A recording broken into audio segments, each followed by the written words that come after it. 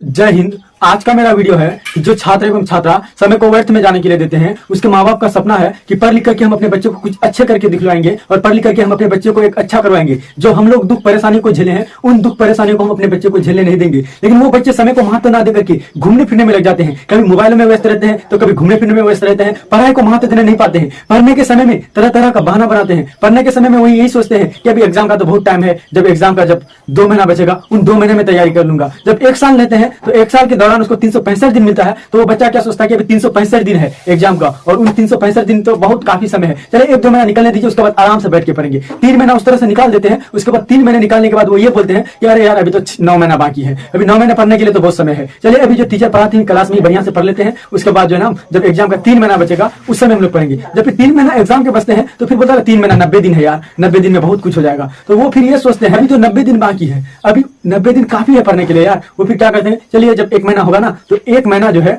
मैं जो है पढ़ लिख करके कुछ अच्छा कर लूंगा, उससे अच्छा नंबर ला लूंगा। उसके बाद जब बच्चे 1 महीने में पढ़ने बैठते हैं, उसको कुछ समझ में ही नहीं आता है कि क्या पढ़ना है नहीं पढ़ना है। तो दोस्तों 365 दिन की पढ़ाई को 30 दिन में कैसे समाप्त किया जा सकता है? ये तो नामुमकिन है, इम्पॉसिबल है। लेकिन आपका अगर आप भी उस तरह का सोच रखते हैं तो उन सोचों को हटा करके जरा माँ बाप के लिए सोचिए। जो माँ बाप रात दिन मेहनत करके मजदूरी करके आप लोग के लिए सोचते हैं, आपके लिए सोचते हैं, आपके उज्जवल भविष्य के लिए सोचते हैं, जरा एक नजर उनके तरफ रख करके आप उसके लिए सोचिए, ताकि आप जो है समय को व्यर्थ में जाने नहीं देंगे। अगर आप 365 दिन का पढ़ाई 30 दिन में करना चाहते हैं तो आपका गलत फहमी है, कभी पूरा हो नहीं सकता। समय को आप उस तरह से महत्व दीजिए जिस तरह से अगर माँ बाप 10 रुपया आपको दिया तो उन 10 रुपये को किसी दुकानदार को फालतू में आप नहीं देते हैं, बल्कि कुछ सामान लेते हैं 100 रुपया देते हैं। और उसी तरह से आप अगर समय का महत्व देंगे तो क्या होगा, जब तक समय को हम लोग कुछ अच्छे करके पढ़ लिख करके हम लोग समय बिताएंगे, ऐसे हम लोग समय को घूम फिर करके नहीं बिताएंगे। स्टूडेंट की पहचान है कि वो अच्छे से पढ़े। अगर कोई अच्छे से नहीं पढ़ते हैं, समय को व्यर्थ को जाने देते हैं, व्यर्थ में समय को जाने देते हैं, तो स्टूडेंट का पहचान नहीं है। तो इसलिए अगर आप स्टूडेंट है तो जरा माँ बाप के